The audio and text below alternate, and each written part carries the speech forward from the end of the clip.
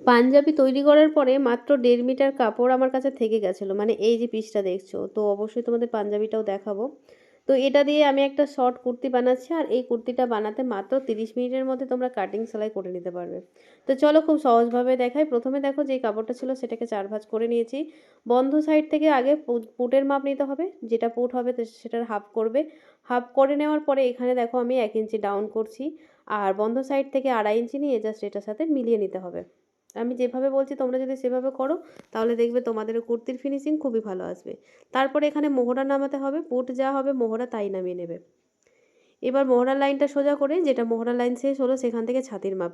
ছাতি এখানে তোমরা 1/2 ইঞ্চ লুজ নেবে, মানে ছাতিকে প্রথমে 4 ভাগ করো, 4 ভাগ করে তার সাথে 1/2 ইঞ্চি প্লাস করে নিয়ে নিতে হবে। তারপরে মার্জিন তোমরা 1.5 ইঞ্চি বা 2 ইঞ্চি রেখে নিতে পারো। এবার দেখো শোল্ডারের মিডিল থেকে আমাদের শেষতর যে লাইন 15 ইঞ্চি, তো 15.5 ইঞ্চিতে মার্ক করতে হবে। আর এখানে আছে আমার 20 ইঞ্চি, তো এখানে 20.5 ইঞ্চিতে মার্ক করে নিতে হবে।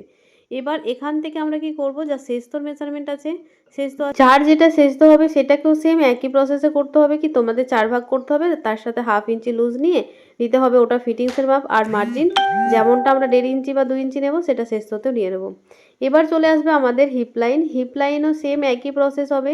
হিপ লাইনের সাথে তোমরা এখানে 4 ভাগ করবে, 1/2 ইঞ্চ প্লাস করে ফিটিংসের মার্ক দেবে। আর হিপ লাইনে আমাদের শুধুমাত্র 1 ইঞ্চি মার্জিন নিতে হয়, যেহেতু ওখানে আমাদের আমাদের যে ফাড়া সেলাই হবে সেই কারণে 1 ইঞ্চি হলেই হয়ে যাবে। তাই এখানে 1 ইঞ্চি নিয়ে জাস্ট এটাকে বরাবর সোজা আমরা লাইন টেনে দেবো, কারণ একদম সিম্পল একটা শর্ট কুর্তি আমরা এখানে বানাচ্ছি। এবার এখানে আমরা ফিটিংস ভালো হওয়ার জন্য কিন্তু আমরা এখানে টেকিং দেবো।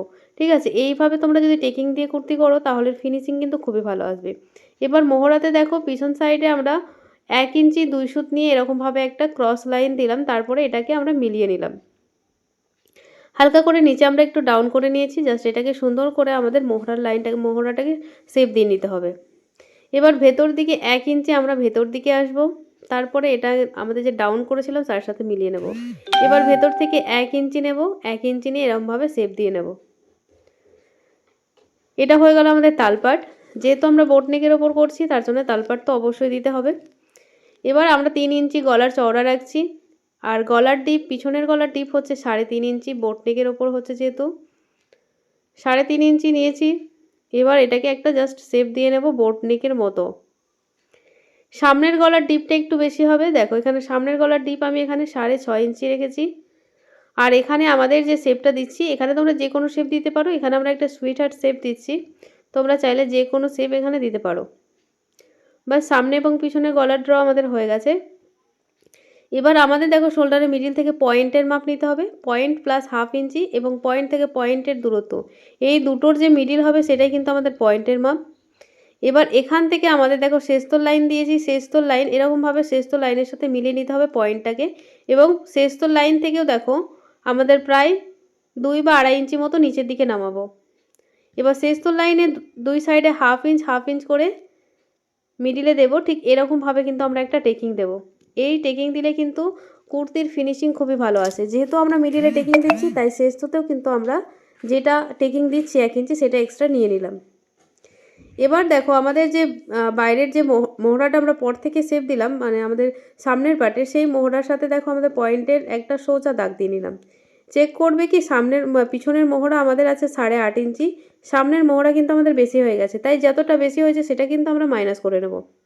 আমি যেভাবে মাইনাস করছি ঠিক এরকমভাবে মাইনাস করে নিতে হবে, মানে বাদ দিয়ে নিতে হবে। এবার এখান থেকে যখনই আমরা এই মোহরাটার টেকিংটা দেবো তখনই কিন্তু আমাদের একটু কম বেশি হয়ে যায়, সেটাকে আমরা 2 সাইড থেকে সেট করে দেখে নেব যতটা, মানে একদম যেন পারফেক্ট হয়, দুটো দাগে যেন সেম হয়। দেখবে একটু আমাদের 1 সুত বা 2 সুত মতো বেশি হয়ে যাবে, সেটাকে দিয়েই কিন্তু আমাদের নতুন করে মোহরার লাইনটা দিয়ে নিতে হবে। বাস এটা কিন্তু আমাদের হয়ে গেল টেকিংয়ের মাপ। আর এই দুটো টেকিং দিলে কিন্তু কুর্তি ভীষণই সুন্দর হয়। এবার যেমন আছে সেরকমভাবে কাটিং করে নাও। আর এটার সেলাই কিন্তু খুবই ইজি, তোমাদের সেলাইটাও দেখাবো। তো আমি কাটিং করে নিলাম, দেখো প্রথমে সাইডটা, তারপরে এখানে যে ডাউনটা করেছি সেই ডাউনটা। আচ্ছা, তোমরাও যদি আমার মতো এরকম সহজে এবং খুব সুন্দর ফিনিশিংয়ের সঙ্গে কাজ শিখতে চাও তাহলে কিন্তু আমার কুর্তি ক্লাস শুরু হচ্ছে ফেব্রুয়ারির 2 তারিখ থেকে, যেখানে তোমরা একদম সহজভাবেই কুর্তি শিখতে পারবে বিভিন্ন ডিজাইনের। শুধু সিম্পল কুর্তি না, ওখানে তোমাদের বিভিন্ন ধরনের কুর্তি শেখানো হবে। সিম্পল কুর্তি, কলার কুর্তি, আংরাক্ষা, আলিয়া কাট, গোপী ড্রেস আরও অনেক ধরনের আছে। স্কার্ট আছে, লেয়ারের যে স্কার্ট সেই স্কার্ট দেখানো হবে। মেয়েদের ফুল হাতা শার্ট দেখানো হবে। আরও অনেক কিছু থাকতে সূচিপত্র কিন্তু আমি দিয়ে দিলাম, তোমাদের দেখে নাও। এই সূচিপত্রতে যা যা আছে সমস্ত কিছু কিন্তু শেখানো হবে, তার থেকেও অনেক বেশি কিছু শেখানো হয় ক্লাসে জয়েন করার পরে, সেগুলো জানতে পারবে। যাই হোক, এটা 3 মাসের কোর্স থাকছে আর টোটাল ফিস থাকছে মাত্র 2000 টাকা। তো যারা যারা চাইছো কুর্তি, বিভিন্ন ডিজাইনের কুর্তি বানাবে, বিভিন্ন ধরনের ড্রেস বানাবে, তাহলে কিন্তু আমার অনলাইন ক্লাস জয়েন করতে হবে। তো ঝটপট করে জয়েন করে নাও। স্ক্রিনে যে নাম্বারটা দেখতে পাচ্ছ সেই নাম্বারে ফোন করে সমস্ত ডিটেলস জেনে নিজের নামটা এন্ট্রি করে নাও। তো চলো, আমার কুর্তির তো কাটিং কমপ্লিট হয়ে গেছে, এবার কেটে নেবো হাতা। হাতা একদমই সিম্পলভাবে কাটবো, যেমন ধর আমরা গ্লাস হাতা এখানে বানাবো। তো 4 ভাঁজ করে নিয়েছি। আর এখান থেকে মোহরার লাইন আমি নিয়ে নিলাম 7 ইঞ্চি। তারপরে এখান থেকে দেখো আমরা ডাউন করলাম 3.5 ইঞ্চি, আর 2 ইঞ্চি বাদ দিয়ে সেই 3.5 ইঞ্চি ডাউনের সাথে মিলিয়ে নিলাম। মোহরি নিলাম, মোহরির হাফ। এবার এটার সাথে মার্জিনটাকে মিলিয়ে নিতে হবে, যেমন আমরা নর্মালি হাতা কাটিং করি ঠিক সেরকমভাবে।